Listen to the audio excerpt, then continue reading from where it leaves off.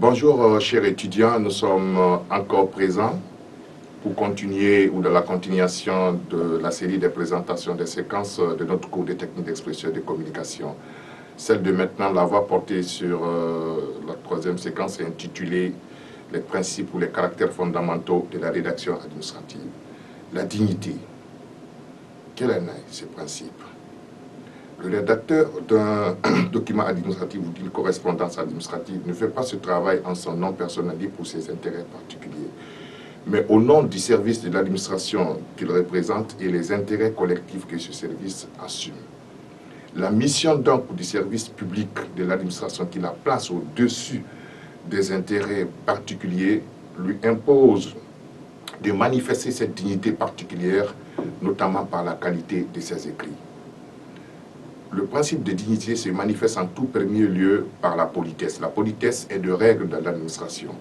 Elle se traduit par l'utilisation, par l'emploi de certaines formules d'un style que d'autres appellent ou considèrent comme solennel. Par conséquent, nous sommes amenés à bannir dans nos productions administratives des formules telles que des injures, des expressions désobligeantes ou des appréciations blessantes pour l'amour-propre ou pour la dignité. Ce même principe de dignité se manifeste en second lieu par l'usage d'un langage correct ou par l'usage correct de la langue du point de vue graphique ou grammatical ou rédactionnel. S'il est possible de nous pardonner à titre privé certaines fautes de grammaire ou d'orthographe, cela n'est plus possible lorsque nous nous exprimons en tant que représentants de l'État ou en lieu et place des représentants de l'État. Par conséquent, il faut surveiller sa plume, il faut éviter autant que faire se peut des fautes de conjugaison, d'orthographe ou de grammaire en général. Il faut surtout aussi ne pas abuser de l'emploi des termes ou des mots issus du langage familier ou populaire. Il faut éviter les vulgarités, les à peu près ou des tournures grammaticalement douteuses. Il faut s'assurer d'avoir une plume assurée. Le principe donc de dignité se résume en une seule phrase. La dignité suppose donc le respect du soi et du correspondant. Cela est assuré par l'usage d'un langage poli et grammaticalement correct. Principe de responsabilité et de prudence. La responsabilité et la prudence doivent aller ensemble. Ces deux principes doivent être perçus ou observés dans nos rédactions par l'engagement personnel du rédacteur à rédiger le courrier ou à produire le texte à la première personne du singulier, le je. Par l'apposition lisible sur le document produit de sa signature après son nom. Par le fait que le rédacteur ne se décharge pas de sa responsabilité sur une tierce personne. Par le fait que les propos qu'il tienne, il doit avoir l'assurance que ces propos pourront être assumés par l'administration qu'il représente. Il doit également nuancer ses expressions ou ses déclarations en utilisant les conditionnels. Il doit citer directement les propos sans pour autant faire mention du nom de celui-là qui lui aurait transmis l'information. C'est principalement ces éléments à maîtriser pour rester dans le respect du cadre ou dans le respect du principe de la prudence ou de la responsabilité. La précision. Une correspondance administrative est un document de travail. Elle doit être par conséquent précise et exacte afin d'être comprise de la même manière par tous les éventuels utilisateurs qui ne doivent pas hésiter à en appliquer des dispositions ou à en tirer les conséquences. La correspondance à cet effet doit être identifiée et classée de manière identique par des utilisateurs différents.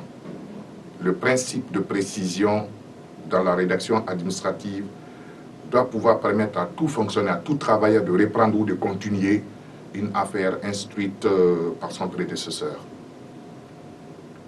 C'est ici encore qu'il est impératif d'utiliser correctement toutes les mentions. et d'éviter tout élément d'identification ambigu. Le principe de clarté. On aime souvent dire qu'une phrase, une longue phrase, mais clairement construite, exprime mieux une idée, décrit mieux un fait ou un phénomène qu'une succession de phrases courtes, mal liées. La mauvaise liaison des phrases est due à la mauvaise utilisation ou à la méconnaissance des fonctions logiques, des connecteurs ou des expressions logiques qui sont nombreux, à savoir les connecteurs logiques d'addition, de gradation, de parallèle, les connecteurs logiques d'opposition, les connecteurs logiques de concession, les connecteurs logiques de cause et de conséquences. Un bon rédacteur devrait parcuriser ou en tout cas avoir à l'esprit de manière claire la fonction de ces différents outils, mots-outils. Bien, le principe de concision.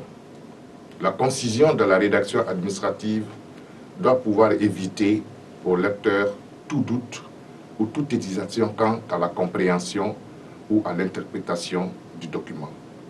En principe, pour l'essentiel, ce principe, le principe de la concision, doit pouvoir permettre une lecture rapide et permettre au lecteur de tout de suite retrouver toutes les informations dont il a besoin. L'efficacité, la concision, la clarté, la précision conduisent à l'efficacité du document qui, par conséquent, doit pouvoir faire avancer le problème traité vers la solution la meilleure ou de permettre de l'atteindre dans les meilleurs délais. Tout bien considéré, pour l'administrer tout comme pour l'administration, tout doit être mis en œuvre pour éviter les pertes de temps.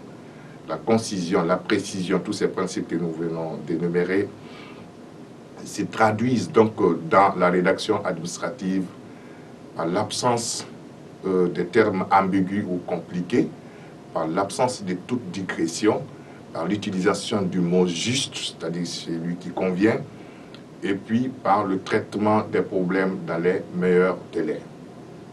C'est la fin de cette présentation. Nous nous retrouvons très prochainement pour la prochaine qui va porter sur la contraction ou les résumés de texte. Merci et à très bientôt.